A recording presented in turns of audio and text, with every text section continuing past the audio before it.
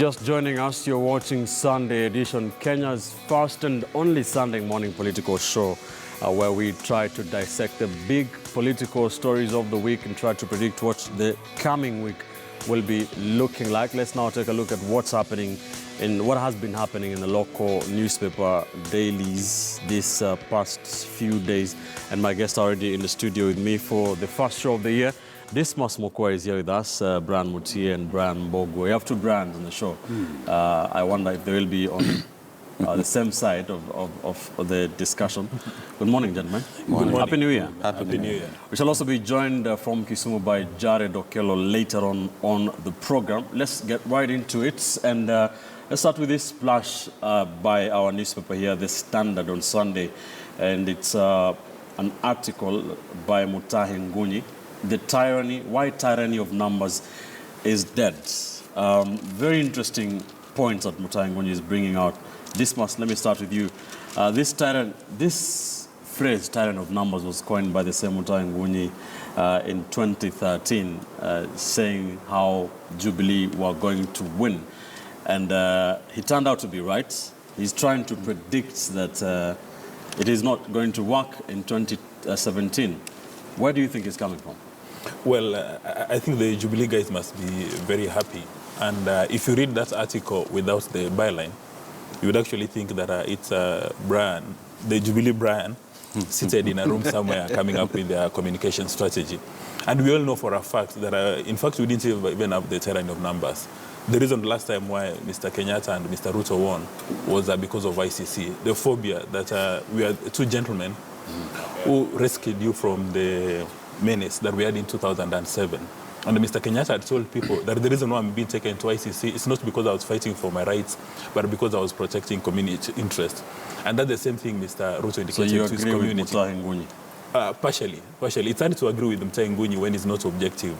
And he knows for a fact that during this year's election, ICC is not going to be a factor. You recall that Mr. Kenyatta attempted to introduce the ICC debate during last year's Jamhuri Day celebrations, and Raila Odinga almost fell victim to that kind of propaganda. Right. But he was able to resuscitate himself. But when you go through that article into great detail and you analyze it from an objective perspective, there are two messages at the end of the day.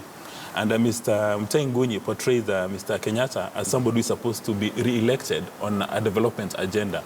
And he says that Mr. Kenyatta has done a lot. So it would be very interesting for Jubilee to tell the nation that this has been what they've achieved for the last 4 years, that this has been the development agenda. That's number one. And that would be very good for our politics, so that for the first time, you are not going to mobilize votes around ethnicity, that is going to be around the development agenda. And the second message which is coming there, and which goes right to the heart of the Jubilee voters, is the fear for Raila. Yeah. And inherently what that article is telling Jubilee voters, that they must wake up early in the morning to go and cast the ballots in favor of Mr. Kenyatta. And if they don't give Mr. Kenyatta a convincing win, then Mr. Raila Odinga is going to crawl from the woodwork and demand the presidency, or rather demand sharing of power.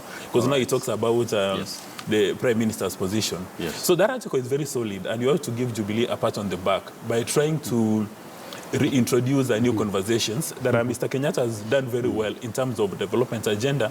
Never mind what was trending yesterday about the Uru Challenge and launching everything else, and repositioning Raila as somebody who loves violence. And you can be sure that if you attend any church services today where the Jubilee members are in attendance, that's the message they're going to be talking about. Let me come to you, Brian Mbugua. Do you agree with Dismas? This is just what Jubilee wants to be out there. You know, sometimes talking to Dismas is like you're talking to a wall, because it doesn't change his mind. But what I can say is Mutie did not invent the tyranny of numbers. William Ruto, Uhuru Kenyatta saw the numbers even before Mutie. That's why we had that KKK alliance, G7, but they saw that if they go in, the two of them, and they marshal their support base, they'll clean the presidency.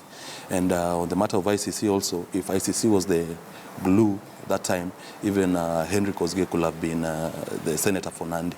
So you don't agree that ICC was the main push? It was for the massive support that Uhuru and Ruto got in 2013. What I'm saying is, if they voted for them with the ICC cases, and now that Uhuru government has performed, it's not rocket science. I think even the turnout will almost go to the roof, like 98%. So ICC was not the main issue. Okay. Yes, the two individuals were. All right. I think to Brian, yeah. what do you think will happen in 2017? From my perspective, I think Mutie has actually analyzed the new development in terms of what the opposition has come up with, the NASA issue. And if you look at the numbers that Musalia is able to bring on board for the CORD family, you realize that is likely to erase that tyranny of number, that superiority in terms of what Jubilee, have in terms of numbers. And if you look at the margin in which Jubilee was declared winner, was around between 0.5 and 0.7%. And if history is anything to go by, you realize that the Mulembe nation is now more united and is able to erase that number and maybe make the two actually pillars much even come 2017. So the tyranny of numbers here might not play a major role as opposed to what came in 2012, 2013, where the ICC factor also played a key role in terms of determining the next course of the presidency by getting some sympathy votes. We cannot rule that one out. It was there.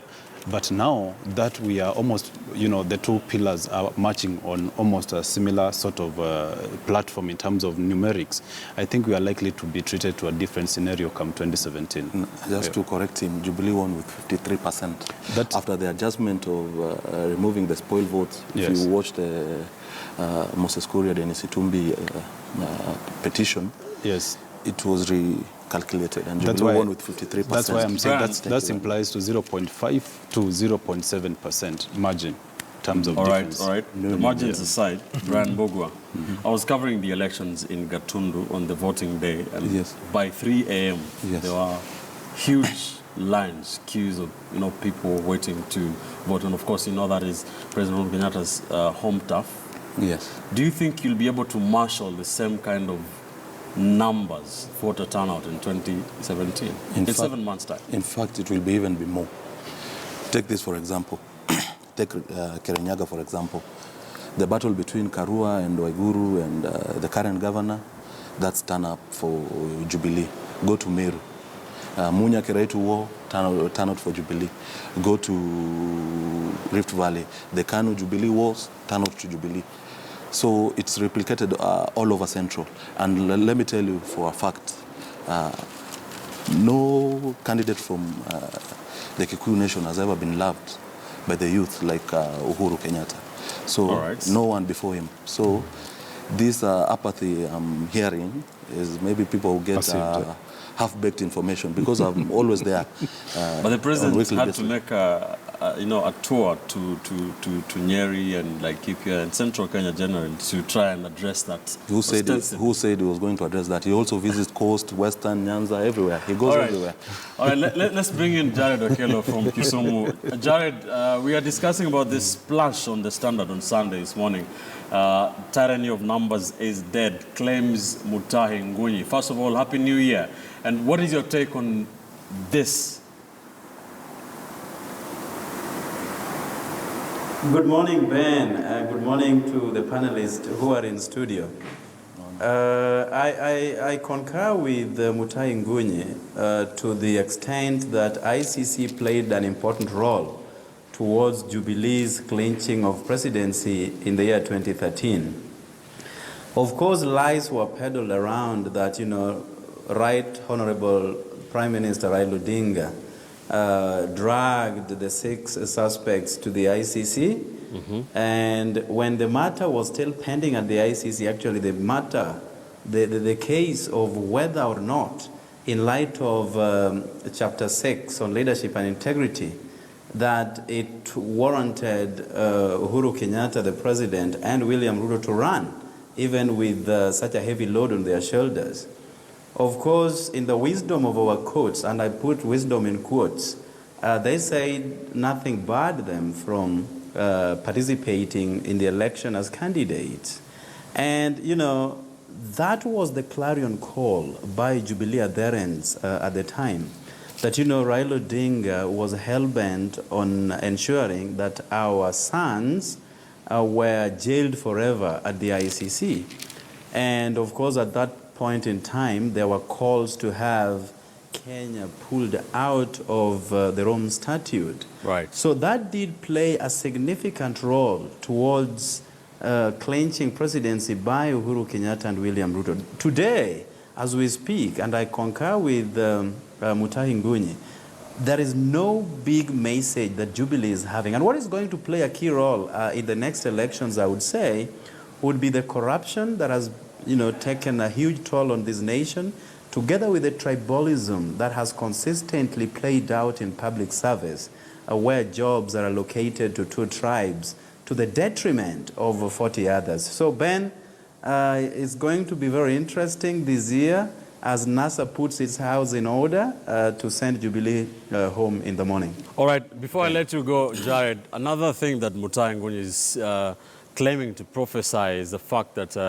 Raila Odinga's camp is what Mutie Ngunyi is calling preparing for a political misengineering, and that the calls for mass action will put Raila Odinga in hot water and will be, hauled to the ICC himself. That is according to Mutie Ngunyi, saying that the rest of them, the likes of Wetangula and Kalonzo, will be drafted into the government in some sort of way. Raila himself also as a forced prime minister. That is what Mutie Ngunyi is prophesying. Do you agree with this prophecy? Well, absolutely not. What is going to happen at the end of the day is that Kenyans are going to decide who their leaders are going to be. And for that reason, we have seen a lot of apathy even from Uhuru Kenyatta, William Ruto's strongholds, and that is an indication that things are not going their way. Unless they are saying that they will mess up the electoral process and entrench themselves in power, whether Kenyans allow that to happen or not, by way of voting. So if we are going to get to that extent, I want to believe that Kenyans are not going to take it lying down and saying that a leadership that has frustrated their efforts as a nation will still have to be around for another 5 years. I don't think Kenyans are going to allow that. Whether Raila Odinga will be taken to the ICC because of practicing what is espoused in Article 38 about peaceable demonstration is something that we will get to know much more about that. But I think it is of utmost importance that we do things right even as we approach the elections, so that whoever loses will be in a position to shake hands of the other opponent, congratulate him, and let the country move on. All right. Thank you, Jared. We'll get into more of this, gentlemen, in later on the show as we talk about the strategies that each side of the political divide will be trying to employ as we go into the elections. Another story that has been making headlines this past week, of course, is the issue of the leader of majority in the National Assembly, is also the member of parliament for Garissa Township, that is Aden Duale, and the alleged remarks that he made, that audio clip that has been making rounds on social media, purportedly of Aden Duale, saying that the members of the Kambo community in Garissa, who I understand have they are a sizable number in Garissa Township, that they will not be allowed to register as voters in that particular area. What is your take on this, Dismas? Number one, it's very interesting that there are allegations to the effect that Aden Duale has made those remarks. And as we stand now, and informed by reliable sources, Kenya has no capacity of doing voice analysis. That the best you can do is to apply the Juakali way and try to listen to the two voices of Duale using your bare ears. And that one will not give you any good results. So the fact that Farah Malim and Captain Yare went to the CID headquarters to make statements, and the fact that Duale did the same, I think is really a waste of time. And what the Attorney General, Professor Githu Muigai, needs to do is to trigger the legal assistance mechanisms we have in Kenya, the mutual assistance system. Understand Kenya signed so many bilaterals with friendly countries, including South Africa, US, UK, so that they can go do a proper voice analysis. And what they should be able to do is to pick Adan Duale's voice from the National Assembly, which is very credible, and the voice from that clip, and take it to a lab maybe in South Africa, wherever it is, and do a scientific analysis so that we can confirm whether or not he actually said this. Because as we approach the election, there's going to be all manner of maneuvers and propaganda. And for Duale, it's not very surprising because you see Farah Mwalim, who's been a staunch supporter of Raila Odinga on the ODM political party, all of a sudden woke up one day in the morning and decided he's going to Wiper. He did not go to Wiper because he loves Kalonzo Musyoka, but he knows there is a Kamba vote domiciled in Garissa. So the fact that he's the deputy Wiper party leader automatically gives him the Kamba vote. And for that reason, it has made Adan Duale nervous. And now we are working on an assumption that it's actually Duale who said that. It has made Duale very nervous. But when you look at Duale, he's got a record of engaging in a lot of mischief from the time he became majority leader. You'll recall after the Garissa attacks, he said he was going to give out a list. He never did that. And again, on a similar recording in Eastleigh, he had told his community members that if you want to engage in terrorism, please don't do it here in Eastleigh. Go to a place like Machakos. So it's important actually to, again, do a forensic study and try to establish the relationship between Duale and members of the Kamba community. But be that as it may, Duale has given Wiper Party a New Year's gift, a very good one, because Jubilee had made some inroads in the Kamba community by trying to please them with some largesse, telling them you're going to do roads, and trying to work with Governor Alfred Mutua. But when Duale comes in and he wants to threaten the existence of the entire Kamba community, they find solace in court immediately. And I'm hoping that the Jubilee political party will come out and tell us when Adan Duale, on this accusation, when he's speaking, is he speaking as a private citizen? Is he speaking as majority leader in the National Assembly? Is he speaking as a JAP official? Right. Or is he representing the government position? Right. Because now the messages are mixed. Brian Mbugua, a lot of pressure mounting on Jubilee, mounting on the president to do something. We have seen Kalonzo Musyoka and other Kamba leaders, as well as the National Cohesion and Integration Commission on Friday. What can you say about this? As Dismas has said, we don't have the capacity to establish whether those words were said by Duale himself. And as he has said also, all of a sudden, Maalim joins Wiper. The next day he comes with a recording that Duale has said this and that. And we've seen with many comedians. We're not sure if we've seen so many comedians. Who came up it is him. I'm telling you, it's him. How would you know that it's Farah Mwalim? It's him who brought it up. Listen, we've seen comedians imitating our leaders. We've seen ridiculous imitating Moi, Kamodos. We've seen the new professor imitating Isaac Ruto, William Ruto. So anybody can imitate anybody's voice. So if they had a voice recorder, I'm sure they could have the capacity. Nowadays, everybody has a smartphone, or most people have a smartphone. If those people could be able to get a voice recording, I'm sure they could be able to give us a video recording.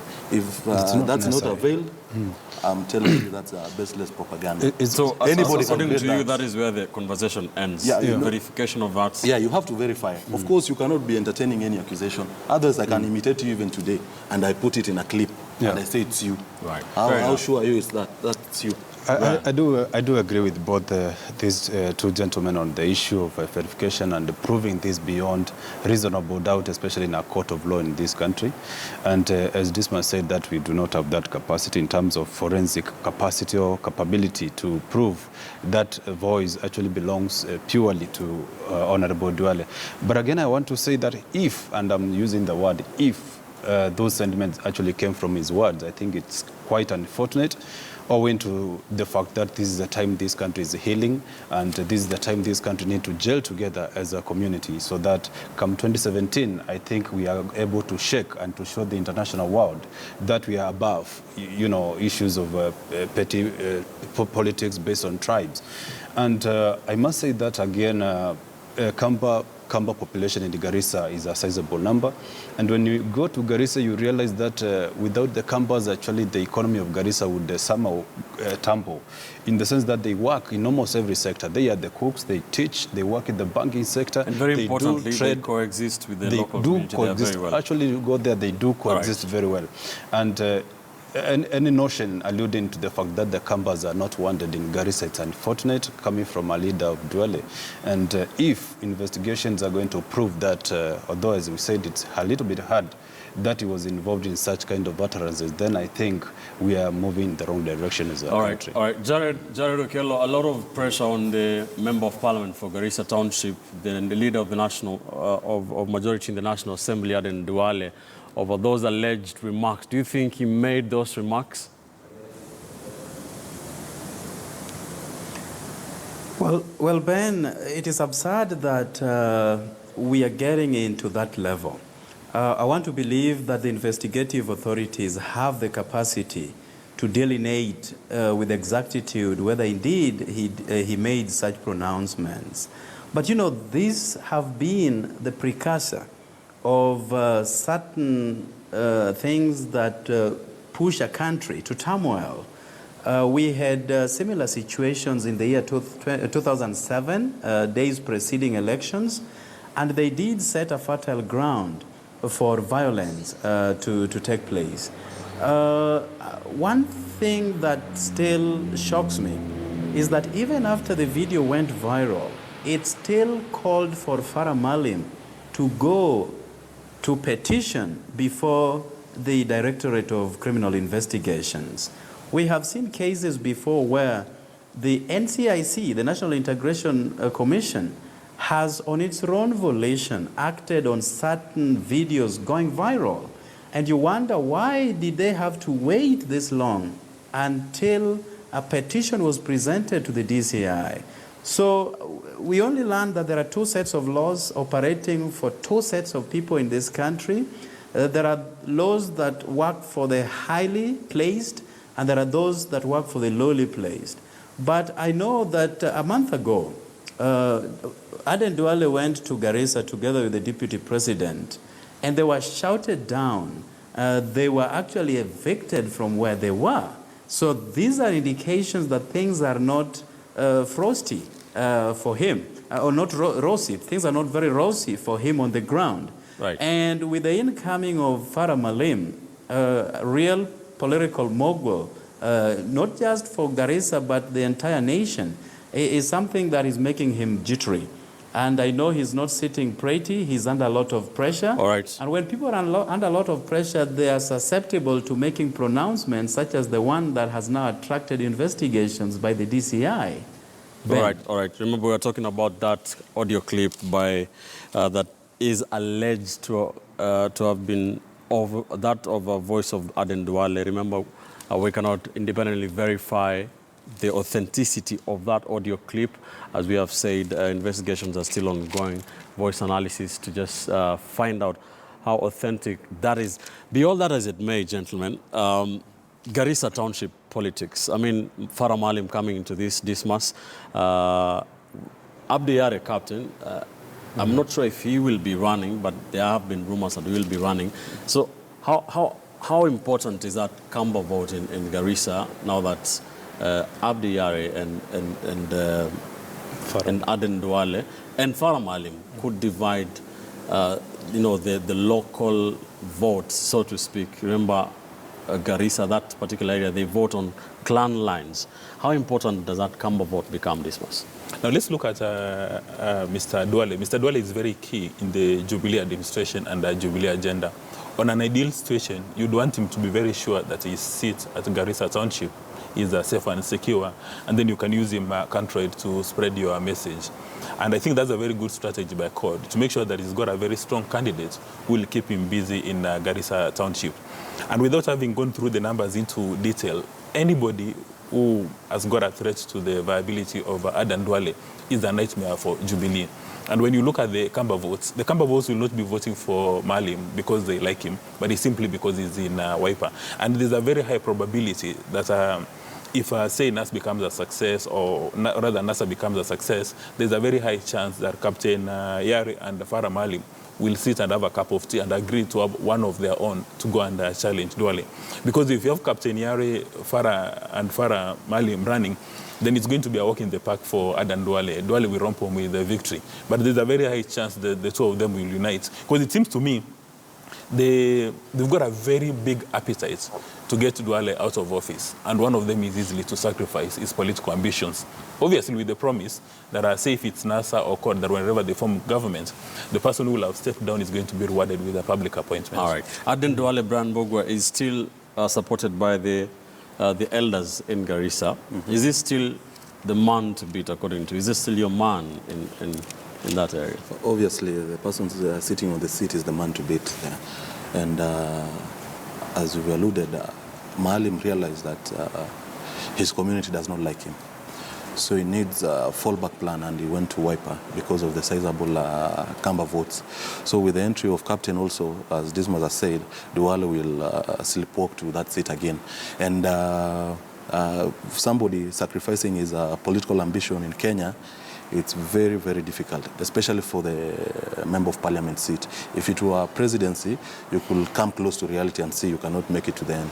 But for member of parliament, I don't think so. I don't think anyone can sacrifice his position for someone. Yes, Brian.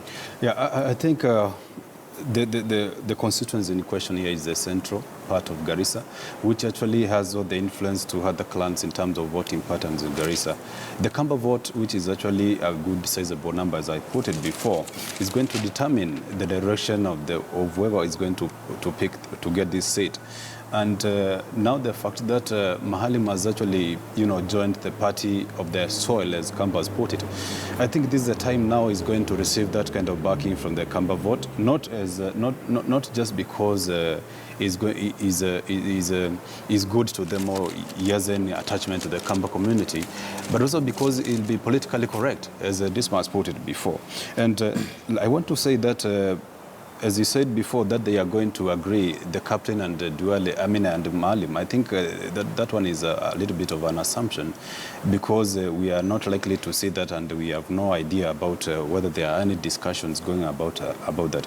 But I want to say that Farah Maalim, a man of his stature in terms of the politics he has played before, is a national figure, and the kind of influence that is going to bring on board, is huge compared to what Duale currently is actually amassing. Duale right now is a majority leader, yes, a position that I'm not saying is a small one. But Farah Maalim, with his kind of history in terms of his development track record, speaks by itself, and is going to really give Duale a run for his money. All right. Well, we are assuming as if this is the first time they are meeting on the ballot. Yes. They were there last time. They were there last time. So there's nothing new that Farah is blaming that Duale did not have. So there's nothing new. We are assuming that even the Kambas have come to Garissa for this election. There's always been there. What I'm saying, look here, if those utterances by Duale are anything to go by, it's going to change the scales completely. And that's why I'm saying it's going to work in favor for Maalim this time round. Well, Ben, there's something new in the question, contrary to what Mr. Mbugua is indicating. Last time, Farah Maalim did not run on a Wiper ticket. He was not a Wiper deputy party leader. Correct. So he couldn't bank on the Kamba vote. Right now, the Kamba vote in Garissa Township is going to be his. He doesn't even need to campaign. And this thing happens all over Kenya. People join political parties not because they love the party leaders, but they're looking at the ethnic allegiances. Like, for instance, if you want to win a seat in, say, Luo Nyanza, probability of winning on an ODM ticket is extremely high. If you are not able to get an ODM ticket, then you try your shot on Ford Kenya, and then you go down the scale, you go to Wiper. And that's something that you cannot dismiss. Because, we are an ethnic organized political society, and these are party leaders who are tribal lords. They've got a lot of sway. All right, it's a battle that, of course, we'll be focusing on as we head into the election.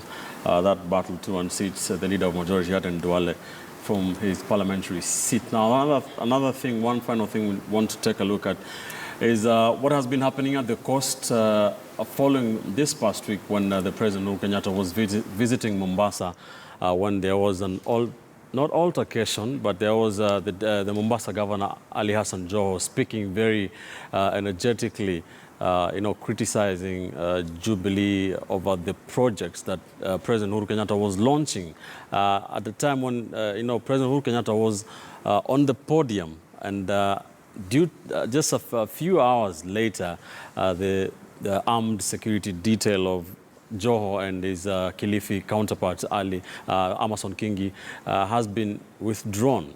What do you take from this, Dismas? Well, I think as a nation, we need to have governors respect the institution of the presidency.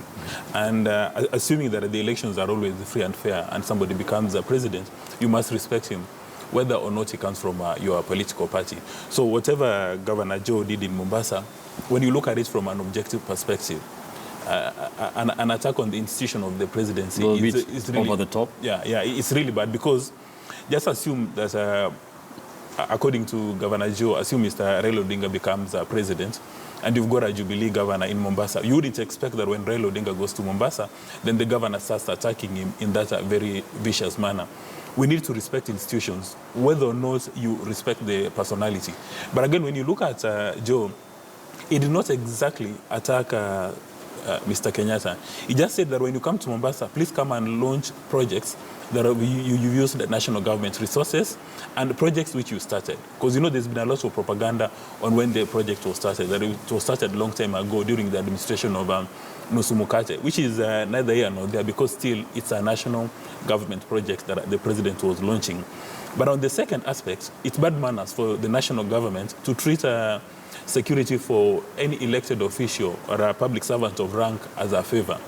The elected governors, or rather all the governors, anybody who is by the Constitution guaranteed of that kind of security, it must not be withdrawn at the pleasure of the national government. Because if something happens to Governor Joe today, or Kingi, or indeed any other person whose security has been withdrawn, then it is going to create a crisis in the nation. So for me, I think we need to have very solid structures. And even Justice Lenaola made a ruling on this, that are giving security to Governor Kingi or Joe. It's not a favor that is being, you know, dished out to those two personalities. I think the Inspector General needs to be very firm of this, and Nkaiseri, that even if somebody has got a divergent view from President Kenyatta or Ruto, you do not withdraw their security. Brian, let's talk about the first issue. Do you think that what the Mombasa governor does is to, like what he did last week, was it Thursday? Friday? Thursday, rather. He managed to enrage President Uhuru Kenyatta's appointment there, that is C.S. Balala and Suleiman Shahbal, who returned those kind of remarks in the same kind of bravado that Ali Hassan Joho came out with. And do you think that he does that and he gets them every time? You know, I like Governor Joho to emulate his party leader. When Raila Odinga meets Uhuru Kenyatta, they call each other brother and those kind words.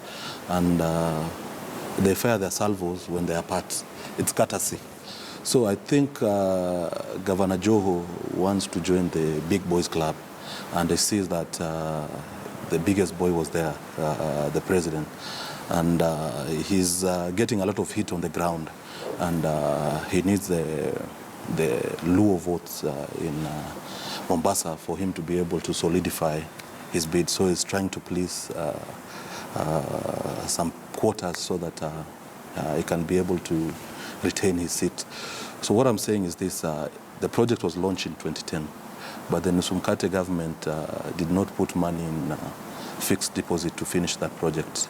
So long as he's eating into Jubilee budget, it's a Jubilee project, whatever the case. The debts Jubilee are taking right now, if code becomes the government, they'll have to pay it, whether they took it or not. So government is going concern. Right. Whether the project was started in 1998 or 001, it's still going concern. But is Jubilee has been trying to make inroads in other coasts all ever since 2013.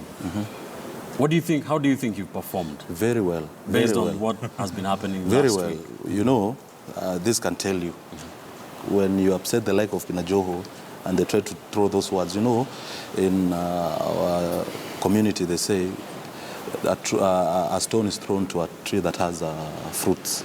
So going by the Malindi by-election on the percentage that we got 2013 vis-a-vis last year, and the Salah ward in Tana River, where our second competitor came a distant 4%, we've made some inroads in there.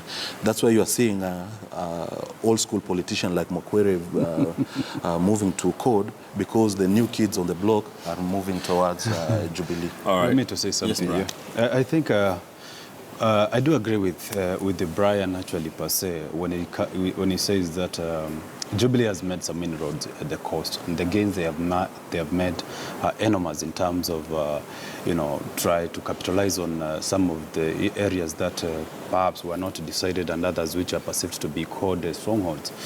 And when you look at our quest for democracy, when we fought for clamor for multipartyism in the 90s, you realize that the kind of democratic space that we wanted, we have abused it as a country.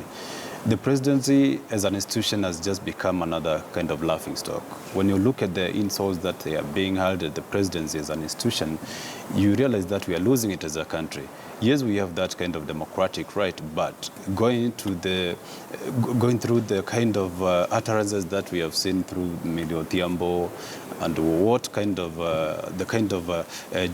utterances by Joho, I think those are some of the issues that perhaps we need to look into and examine how we are going to protect the presidency as an institution, so that when we are discussing issues, or the presidency as a pulpit position to deliberate on what he has done as a president, is protected from this kind of insults and misdemeanors that we have seen him going through. I think that's democracy, and we always say that democracy is expensive, but again, we have to also have some kind of protection measures to ensure that the presidency is not abused. When you talk about Jubilee kind of development at the coast, compared to what was done before, you realize that President Uhuru himself has actually done a lot trying to endear the coastal voting bloc, at least to this time round, face the Jubilee side, which is okay. Look at the issues of the title deeds and that he has done, the kind of concentration that he has been pushing on and on at the coastal region, if not him, also the deputy president, to ensure that they actually capitalize on something. So that kind of inroads that they are making has really gained a lot for them in terms of voting numbers this time round. We'll wait to see if that is indeed the case. Dismas, would you imagine what happened on that podium happening with President Daniel Arap Moi? And is that a good thing? Does it mean that Kenya is more mature as a democracy? Now, three things come into play. Number one, Mr. Joe was not addressing President Kenyatta during that meeting. Joe was addressing his primary voters. And he did not even refer to Mr. Kenyatta using his name. He just said government. So he could be referring to his government, could even be referring to the national government. And lately you can see that Mr. Joe is beginning to mature politically. And when you get an audience like that, which has been mobilized by Jubilee and State House Mombasa at play, if you're any politician, it would be naive of you to start passing red roses to Mr. Kenyatta. You have to make maximum political capital, and that's what he did. And from the time we got a new constitution, Mr. Kenyatta and his deputy have behaved in a manner that has sort of diluted the brand that is normally associated with the presidency. They've done some things in the public space that people are beginning to wonder, really, is this how the institution of the presidency is supposed to be? Like, for instance, all the high fives you see the president and his deputy exchanging text messages while in public fora, insulting all and sundry at the public fora, people begin to look at the presidency as a normal institution. And what President Kibaki and Moi were able to do is to make sure that the institution of the presidency is like an enigma, that you cannot even imagine to insult the president. You even recall Charles Njojo at some stage said that even trying to imagine that the president could die, that was President Kenyatta then, was an act of treason and sedition. Yeah. But even well, everybody knew that everybody's motto is going to die. But when you look at President Moi, he was a very firm leader. He had a magnetic effect, and he treated the institution with a lot of respect. And Victorian people say that respect is something which is earned. You cannot demand it. And when you look at Joe outside the political space, he's got personal issues with Mr. Kenyatta and Mr. Ruto, because he says he does a number of businesses in Mombasa and they've been frustrated because of the by-election in Malindi. And Brian Mbugua has indicated that Jubilee has made a lot of inroads in Coast, But if you want to test whether or not you made inroads and the people are appreciating, is by winning a seat. They did not win the Let's find out what Jared has to say about this. Jared, that altercation, if you can call it that, between Ali Hassan Joho, you know, talking about the Jubilee administrations and the projects they were launching on the same podium as the president. Do you think that the Mombasa governor, was that necessary? Well, Ben, there has been bad blood existing between Governor Joho, Jubilee leadership, and all its adherents. It all began by, you know, the guy who is now gravitating very closely towards Jubilee, Shabal, who was also a contestant in the last elections on gubernatorial position for Mombasa. When he challenged Joho's victory, petitioned before court, challenged Joho's academic credentials, the matter went all the way to the university in Uganda. And many issues then came to the offing. So then that followed by closure of Joho's businesses at the coast by Jubilee leadership. And then again, the Mombasa by-election that you know, gave birth to a resounding defeat by Jubilee, to Jubilee. So many things have taken a huge toll. But as my brother Dismas has correctly put it, this matter touching on Joho's security went to court. And when it went to court, in the wisdom of Judge Isaac Lenaola, who now currently sits at the Supreme Court, did say that, you know, security to a governor is a right. And therefore, for Jubilee at this point in time to withdraw that security is a contempt on the court's verdict. And if you are going to have institutions and individuals who do not pay credence to the verdicts of courts, then we are setting ourselves up for furore as a nation. So that is something that ought to be quickly addressed. Now, Joho was just reminding President Uhuru Kenyatta that as much as you would want to take credit for all the development projects at the coast, most of them were actually began during the Grand Coalition government. And therefore, even as you wallow in that miasma of reputation, Raila Odinga, who was part and parcel of the Grand Coalition government together with President Kibaki, also should enjoy and share in this kind of gigantomous projects that are happening at the coast. So I don't think that he meant to belittle the office of the presidency, but it was just a good, friendly reminder that everybody claims a stake on the projects that are here at the coast. Ben. All right, thank you, Jared Okello. They are coming to us live from Kisumu. We are talking about we have been talking about the big stories this past week. You're watching Sunday Edition, Kenya's only Sunday morning political show here on KTN News. When we return after this quick commercial break, we'll talk about the contentious electoral laws, the changes passed by the Senate last week on Thursday. We shall also try to talk about the political alignments and realignments expected 7 months to the 2017 general election. Stay with us.